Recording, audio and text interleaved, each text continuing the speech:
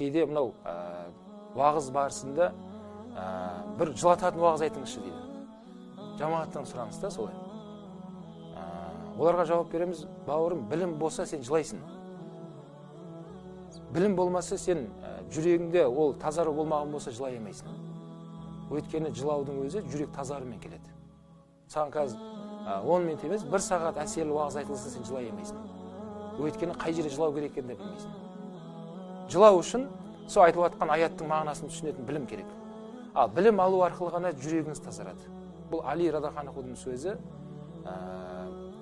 Мынау науқас адамға 3 күн бойы дәрі-дәрмек берілмесе, ол өмірден өтіп кетуі мүмкін дейді. Егер Алла Тағала оның өмірін ұзартпаса, ол өтіп кетеді дейді. Сол секілді жүрек те сондай дейді.